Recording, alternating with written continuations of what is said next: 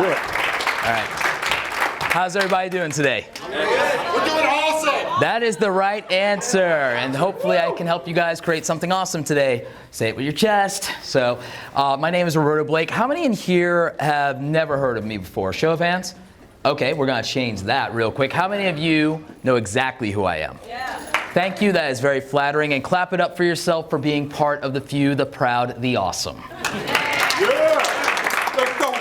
And those of you who don't know who I am, round of applause for them for deciding to be here anyway.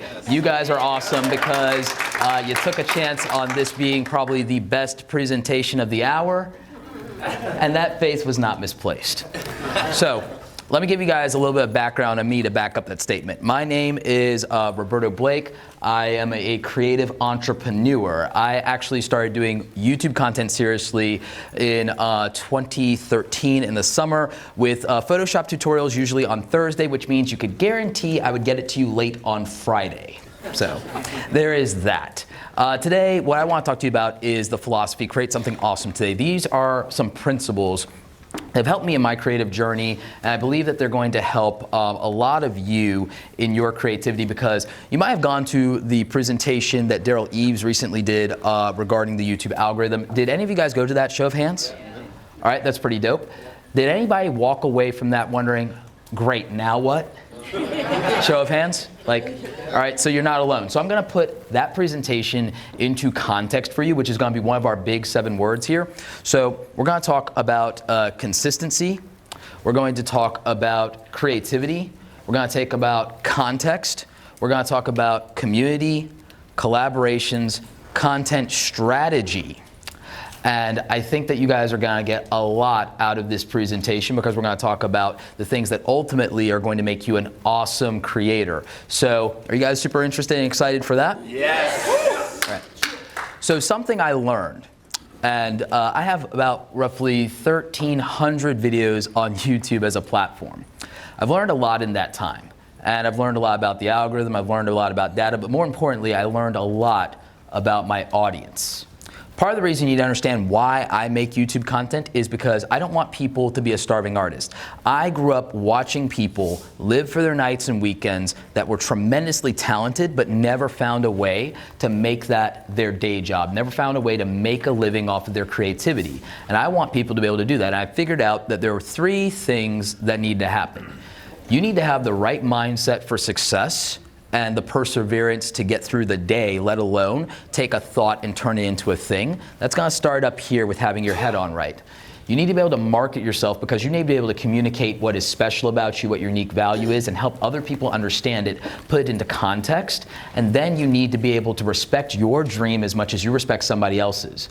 And that means that you have to be able to monetize. You have to be able to take the things that you care about, or take your unique skills, and understand how you can make money by doing that thing, so that you don't have to do something you hate day in and day out and live for your night and your weekend in order to accomplish this. Now, what that ultimately comes down to is a word called self-awareness. And ultimately, by embracing the principles of Create Something Awesome today, you can become the content creator you've always thought you could be, realize your true potential, because you're going to walk away with this with a framework for self-awareness and a way to put all the knowledge and all the data that you have from YouTube and analytics and presentations and the algorithm into context, so you can make content that doesn't suck, because that's ultimately the answer.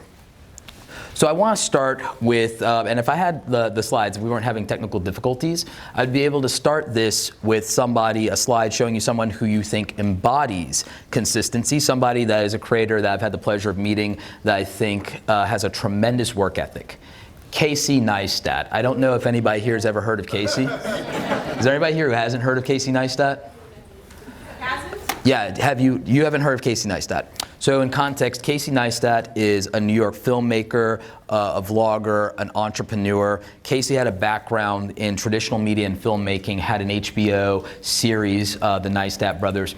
Tremendously talented guy, worked his butt off, came from nothing, went from living in a trailer park to being a self-made man.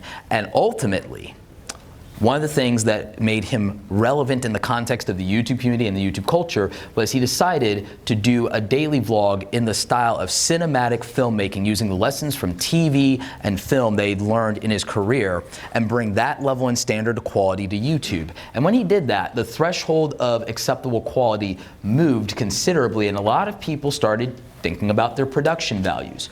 The challenge was, could you make something of that caliber on a daily basis? And Casey did that for over 2 years. He made a film quality video every single day for 2 years. If that doesn't embody consistency, I don't really know what does. But beyond uploading frequently, Casey's consistency also took the form of his presentation, his message, his style, his aesthetics. You could see a Casey Neistat video and identify it without Casey ever being in the video. I could show you individual frames of a video and you'd be able to say that's a Casey Neistat video. That's how consistent he was in his style and his aesthetic and his ability to present. And you need to figure out how you can be consistent, not just in uploading to YouTube on a regular basis, but is your branding consistent? Is your message consistent? Is your tone?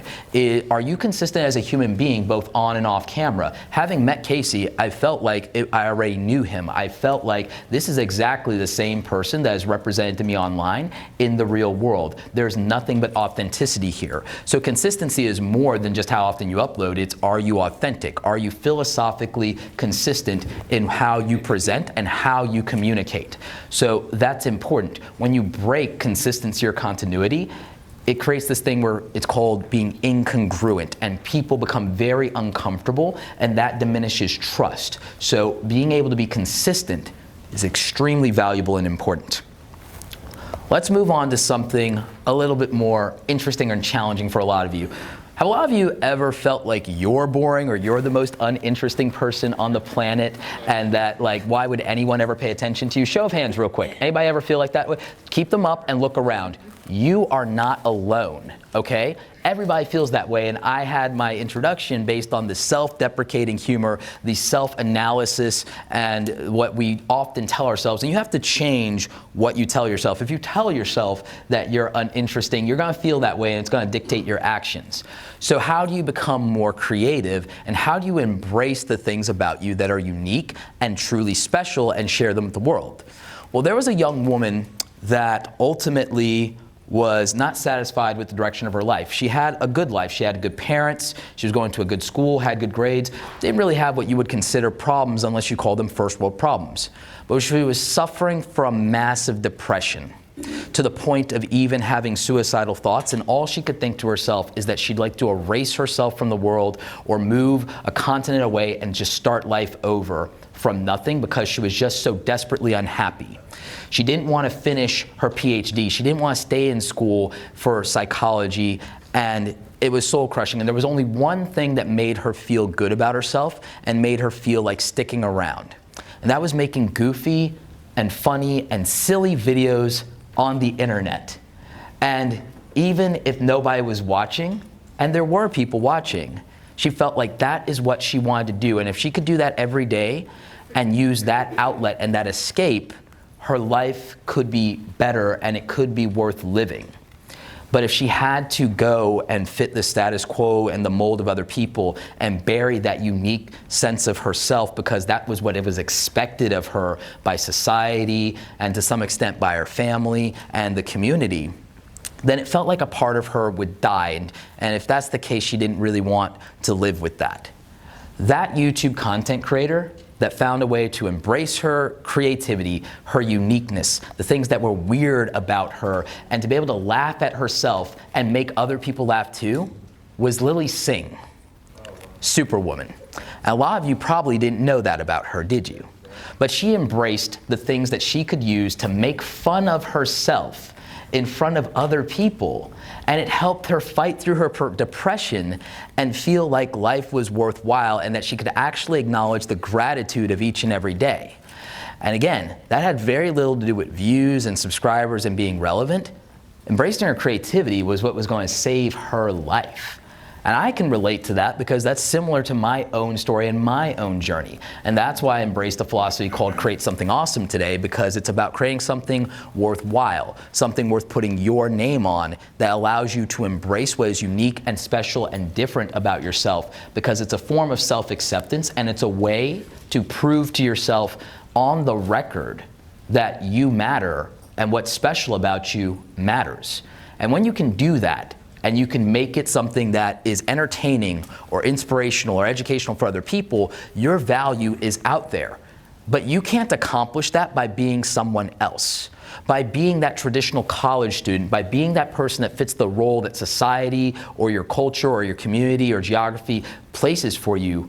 If you're feeling dissatisfied, and show of hands, has anyone ever felt like that? Has anyone ever felt like the world is trying to tell you to be somebody that you're really not? Show of hands, and keep them up real quick. Think about that. Look around and see that you're truly not alone in that struggle, all right? By embracing and accepting your creativity and then finding a way to make that relatable to other people, you can become the content creator you've always wanted. And your validation will be in your body of work. I didn't make 1,300 videos because I thought I could game a system and make money and be relevant. That was all a byproduct of me accepting that I learned differently than other people. I have ADHD. I was someone who was not served very well by the traditional education model. I went to community college, struggled and got bad grades and was sleeping in class because I paid for it out of pocket cash. Community college, this is back in 2002, it was cheaper, so don't get it twisted. But I suffered through that. Didn't even finish, got the same job that I was planning to apply for after graduation. And it occurred to me later in life that, you know, people are going $80,000 in debt to know things that I could tell them right now for free. Wouldn't it be great if someone didn't have to suffer the way I have suffered? And can I create value for them in my own unique and interesting way? What if there happened to be even a few hundred people who learn the way that I learn and will be better served by me just putting that out there for them? And that was the beginning of me creating 1,300 videos showing everything and anything I've learned in my life and giving value to people. It just so happened that it wasn't a few hundred people that were interested. It happened to be 350,000 people that were interested. So embrace your creativity and understand that to be more creative is to be different. If you try to copy someone else, you will ultimately fail because you are running their race in the marathon instead of your race in the marathon. If you stay in your own lane, there's probably less traffic there. So really buckle down and think about what is unique and special and interesting about me. What is it even that I may like or dislike about myself? How do I make fun of myself? What is that standout thing? And then boil that down into your content. It might not be the title, but it will probably be the way that you communicate and resonate with people, because again, anybody can make a video about XYZ topic, but that doesn't mean that anyone can do it your way. A lot of you are failing because you're chasing people that you admire, like Lilly or Casey or Gary or Peter. And the reality is they didn't get where they are as someone who's original by being a clone of anybody else. So embrace your creativity. So there's that. So let's talk about context.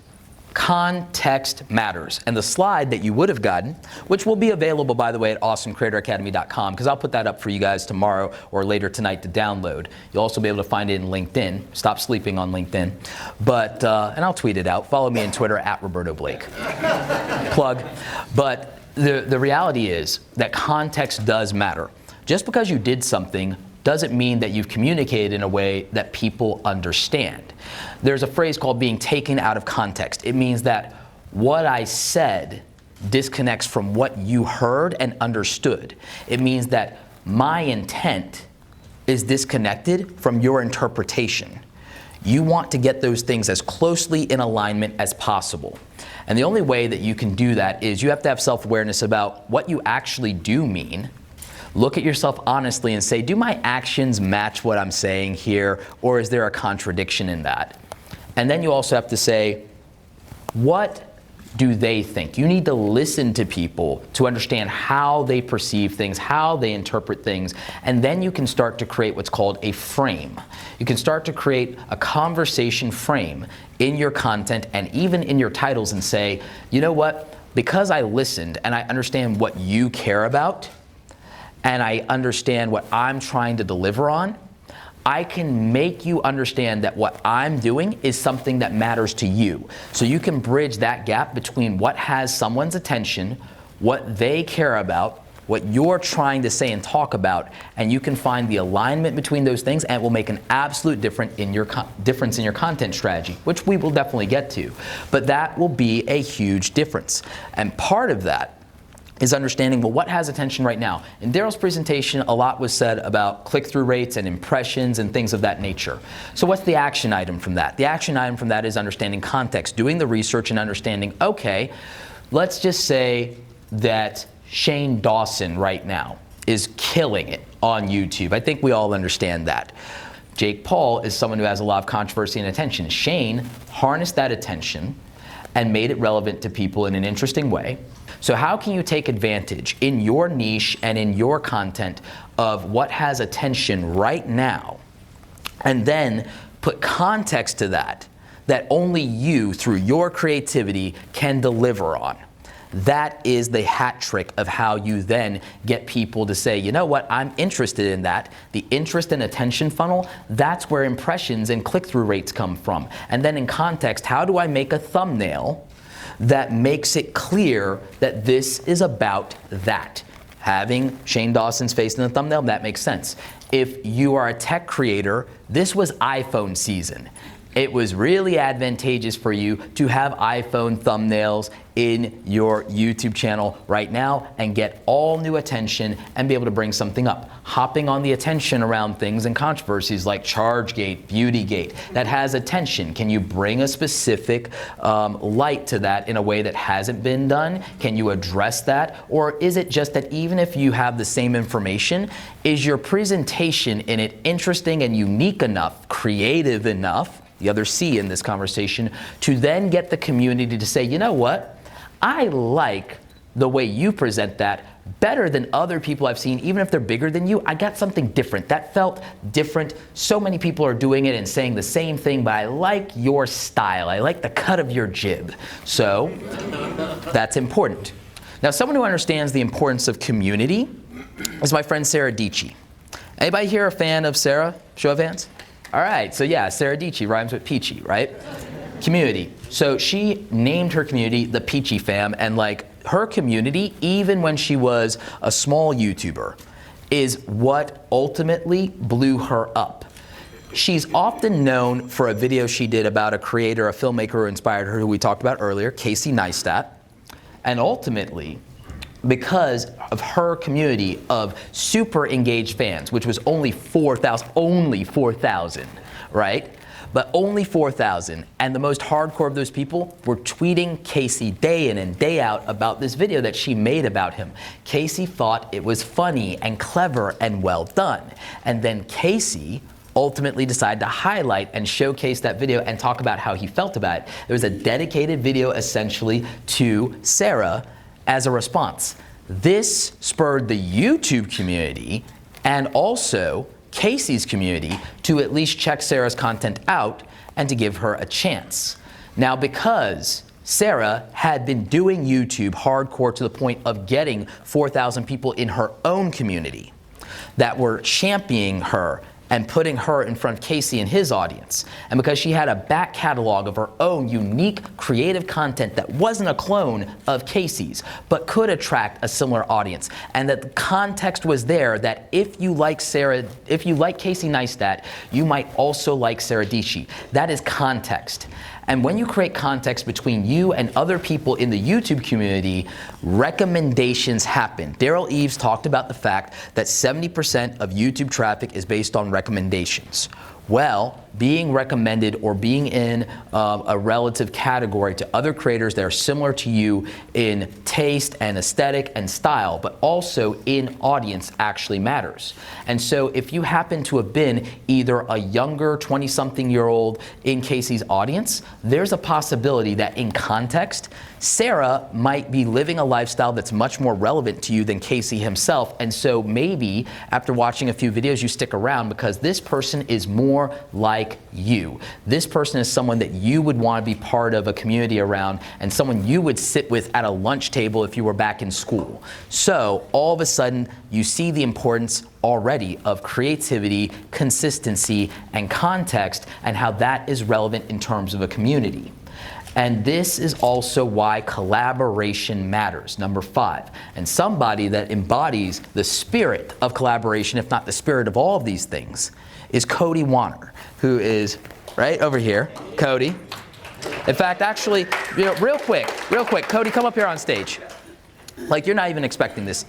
So Cody. Always expect everything. I always expect everything.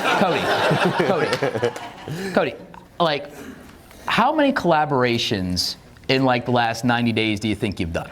Dude, I do not know, but it's a lot. It's a lot. I love them. I love those things. How many collaborations have you done here at VidSummit? Also a good amount, but, well, we still got to do ours. we still got ours coming. Yep. May or may not include rock climbing. May or may not include rock Little climbing. tease, keep that in this Hashtag room. pray for Roberto. Yeah. Yeah, big. I did one big one with my buddy Felix, and Right on. we were playing skate over at Venice Beach. But yeah, I've got I think 3 planned this that are like solid right now. Yeah. So collaboration is extremely important. Tell me why collaboration is important to you. It's important to me because everybody has value to bring, right? Like when 2 people get together, and if you want a huge challenge, try getting 3 people together to do a successful collab. But when 2 people get together, there's different content that's going to be created than because your creative minds are coming together, right? So it's like it's a value. You're creating something new that you don't normally get to create. But then also, obviously, on the other side of it, like when I collabed with Peter McKinnon, a lot of people saw me, and that was cool. You know what I'm saying? Exactly. But Peter, you got on Peter's radar because of a collaboration you did with Audrey Ember, your Yep. friend. So the thing is, you both were small YouTubers, not small creators. And 100%, as a result, Hashtag. hashtag no small creator. But as a result of that collaboration, you were now in the awareness of Peter, and he had context on exactly who you are, Right. what your unique creativity was, and also as a result of that, it helped you tap into that community and build the community that now is around your movement. Right. So again, never underestimate collaboration with your friends and your peers, because it can be a great opportunity and it can lead to much bigger and better things. You don't need a collaboration or shout out with a big YouTuber. You just need to collaborate with like-minded people who share your values, share your overall potential audience, and ultimately are stupid excited about the same thing you are stupid excited about. Exactly. So anybody, give it up for Cody, the unicorn of YouTube.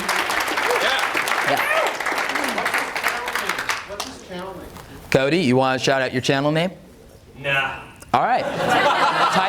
Just type Cody Wanner into YouTube. That's 2 N's. And by the way, you could also just type in the unicorn of YouTube and you'll find that. So, but yeah. But ultimately now you're seeing a plot thread here between creativity, consistency, context, community, and collaborations. But all of that still needs to be wrapped into an overall powerful content strategy. The thing that I really love and the thing I nerd out about is, again, wrapping all these elements together and then figuring out what are the pillars of your content. What are you doing to create context? Because again, if you're going to do a gaming channel and then you go off into rants about beauty products, it's kind of confusing what the context of your channel is. What am I here for again? This is not something I signed up for. Give people the content that they signed up for, which is why I declared variety channels, with few exceptions, dead when I was at VidCon. When I was at VidCon speaking on stage, I presided over the death of variety channels. The funeral was very sad. There was many tears. In fact, moment of silence, please, for it was a good run. It was a good run. Rest in peace. But ultimately, the reason variety channels die in YouTube and are dying, unless you've earned the right to be a personality through a decade or 5 years of delivering value over and over and over again and becoming part of the culture of YouTube. Obvious exceptions. Every YouTuber that you will use to contradict the death of variety channels is somebody that already made it and is intrinsic to the culture of YouTube and is probably an OG creator or down with OG creators. And again, there are other minor exceptions, but exceptions are not rules, and you earn the right to defy the rules.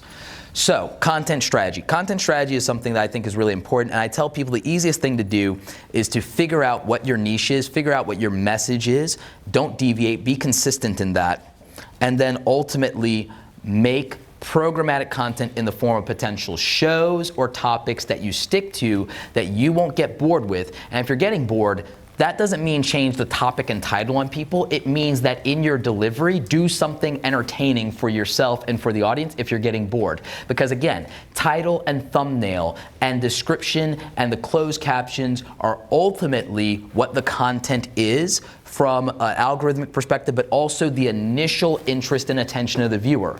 So again, Peter McKinnon. Peter McKinnon will do a magic trick because he loves magic. He's not one thing. He'll do a magic trick in a video, but he's not titling the video how to do a magic trick today. He's titling it based on the fact his audience comes from for filmmaking, creative motivation, seeing the films they made, and photography tips.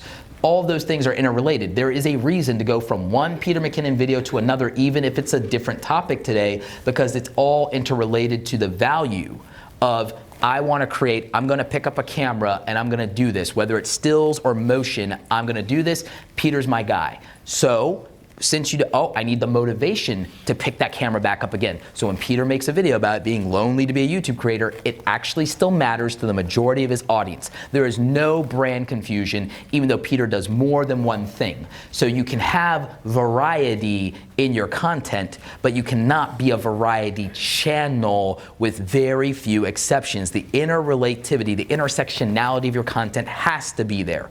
It is so important. So ultimately, having a good content strategy is the thing that I focus a lot on, and how you can use these other things that we talked about to make up that strategy. And somebody here who has done that very successfully, what if I told you that there was a creator right here that went from getting 20 subscribers a day to getting on average about 280 subscribers a day, and that just like a couple of weeks ago was doing 1,000 or 2,000 or more subscribers a day. And all they changed was their content strategy, the approach that they use for titles, thumbnails, and the topics that they stick to. They didn't upgrade their camera to a $3,000 camera, didn't upgrade the lighting that much, didn't do any of those things. All they changed was how they were framing the context of the conversations they want to have. And the difference was, over the last couple of months, going from 40,000 subscribers to over 110,000 subscribers. What if I told you that that person is sitting in this room right now? That's a big deal, right? You guys want to applaud for that before I introduce who that is? Yeah. And that's one of my friends and clients that I'm super proud of. Jason Lewis here in the front row from Painfully Honest Tech. Tech so honest it hurts. Tech so honest it hurts. And again, it came down to content strategy. Not cinematic B-roll, as nice as that is. Shout out to Peter, getting my game up. Like, it doesn't necessarily have to be those things. It's about the relationship and the communication with your audience. And that's part of making content for a specific audience that is going to grow your community. Now, to get the retention rates over 60%, as Daryl said in his presentation, do you want to know what the secret is to that? Because this is the 7th pillar here. Do you want to know the secret to over 60% retention rates? Yeah. Do you really want to know? Yes. Charisma. Absolute charisma and confidence in your delivery and your ability to perform. Because if you are the most mundane, monotone, uninteresting person in the world, you're not necessarily going to get views and get subs, and you're not going to get 60% retention rates. You're not going to get a video to pop that you didn't even think was going to work and get 91% impressions in the algorithm and like 5.6 click-through rate. Just patting myself on the back here. But you can do that. You can do that and get those retention rates when you're on camera delivery and your presence is amazing. Here's the bad news. Close your eyes and make 100 videos because they're gonna probably suck, and then you'll be all right. And I say that as somebody who made 100 videos that sucked before I got remotely comfortable on camera, because if you go back and you watch Roberto Blake's earliest hits, they are god-awful. They are bad. Watch them anyway, because I need the algorithm bump. But seriously, my old content was not that good because, again, I was worried about looking professional. I was worried about tripping over my words. I was wondering if people could take me seriously on the topics around creativity and freelancing and Photoshop that I want to do, because there were so many people out there, bigger and better and established. People like Terry White, who's now a friend of mine, Adobe product evangelist, was already doing Photoshop tutorials and talking about design. You know, my friend David DeFranco was already doing that content. Ultimately, people like Justin Seeley were already doing that content. And these are all people that now are my friends, but they were much larger creators than me when I started from nothing. And in comparing myself to them, I just felt like my stuff sucked. But instead of worrying about growth, I think the secret of my success on YouTube was I kept trying to get better at everything that I did. And charisma is the foundation of a lot of that, because your on-camera presence is your content. The way that you deliver, the way that you emote, the way that you speak, the way that people can see how thoughtful you are, that is powerful and that is engaging. And that is worth sitting through 20 minutes of me talking to you with barely doing jump cuts and no B-roll and still getting you to watch 2 more videos that day. So I couldn't do that if I was monotone and boring and had no energy and this is Ben Stein's money. Almost none of you here are old enough to remember Ben Stein. But the point is that your on-camera presence, your performance, your delivery, while being authentic, matters. Charisma is the secret sauce of YouTube. Ultimately, when you think of every great content creator that we've mentioned or talked about, these people have charisma. And part of that is confidence in what you're doing and talking about, which means do what you know. Do what you're crazy, stupid, excited about, because again, when I talk about things I'm passionate about, Lord knows when I make everyone's ear bleed while talking about Star Wars, you know, that is a big deal and everything like that. Because at the end of the day, I am Emperor Roberto, Dark Lord of the Sith. So yeah, no, it's like your feeble skills are no match for the powers of the dark side. So you're like, no, I could go all day with that, right? But that's what I'm excited about. So I could actually do really good Star Wars content if I wanted to, but I'm also excited about people not being broke, not being starving artists, making money online, so I can get in their face and rant in the middle of Herald Square with poor lighting, horrible camera quality on my phone because of the bad signal, and it can still be one of my most successful videos with no production values because of the passion behind it of making people stop overthinking everything they're doing so that they can be successful, because I care about their success, and that comes across while I'm yelling at them, that it's well-intentioned. So again, what did we go through? We talked about the importance of consistency and hard work, like Casey, but also being consistent in your authenticity on and off camera. We talked about the importance of creativity, like Lilly Singh, and how embracing yourself and your differences actually matters. We talked about the importance of context. Philip DeFranco is somebody that I really admire for trying to create context and take topics that otherwise we may not care about and make them interesting, and for many people, he is their trusted news source. And that's important. So whatever you do, you have to create context for your audience and make them care about something. You know, if you want them to care about woodworking or sewing or inner beauty or tech or yoga, you have to create the context and know what else they care about and make it relate. And so that's really important. So we talked about creativity, consistency, context. We talked about community, understanding how to build community of your own, tapping into another community, tapping into the YouTube community itself and why it matters, and who are creators that we think of that embody this. Again, we talked about collaborations. We talked about the importance of working with your friends like Cody has and like Amber has, and how so many of you here have. And if you want to collaborate with me, I'm downstairs Friday for networking day, so make sure you're doing that. You know, we talked about the importance of creativity, consistency, context, community. We talked about, and then the last one's charisma. And then we talked about content strategy. Content strategy is important. Make sure that you have a cohesive content strategy that embodies your strengths, mitigates your weaknesses. And ultimately, part of content strategy is using tools that help you put this into context. In Daryl's talk about the algorithm, everything that stood out to me made me also realize that I have a secret weapon. And by the way, if I had my slides up, I'd have a slide dedicated to them for this. But The tool that I use probably every day without fail is TubeBuddy. And you know why? Partly it's the A/B testing feature. I talked about how important thumbnails are. Thumbnails create that context. Thumbnails show that you're different than everybody else in the lineup. A/B testing. How many times did you guys hear Daryl say A/B testing? Like, if I took shots for every time he said A/B testing, this would be a totally different talk right now, right? But the thumbnail tool for A/B testing is disproportionately probably the greatest weapon in TubeBuddy's arsenal for helping you do better content. My most popular video didn't pop until 6 months after I uploaded it. It got like 100,000 views, which is great. I changed the thumbnail and tweaked that because I felt the thumbnail was lazy, and that video has 1.6 million views now. So don't try to tell me that thumbnails are something that don't matter. And so again, that matters. TubeBuddy is probably my favorite tool, so definitely make sure you're checking them out. And I'm going to be at the TubeBuddy booth doing like micro channel reviews after this. So if you want to say hi, you know, we can do that. And again, finally, before we go to Q&A, I think I have time for Q&A. Charisma. Ultimately, if you want to perform better on camera, on stage, in life, improve your charisma. Think about what you're excited about. Think about what makes you confident. Think about what it is that you can say and where you want to stand, where you want to draw a line to stand on, and go in hard. Don't hold back. Be authentic, be real, but also listen to people and navigate those conversations. And if you want a channel that can help you really master that, my friends Ben and Charlie have the great channel. You ever heard of Charisma on Command?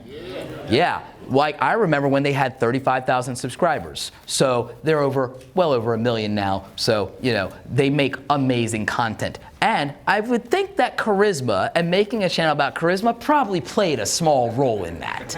So, I mean, it happens. You don't go from 30 to 1 million plus in like 2 years while being mundane and boring and uninteresting and not tapping into attention. So ultimately, again, creativity, consistency, context, community, collaborations, content strategy, and charisma. Create something awesome today. Yeah. Use your unique advantage to be successful.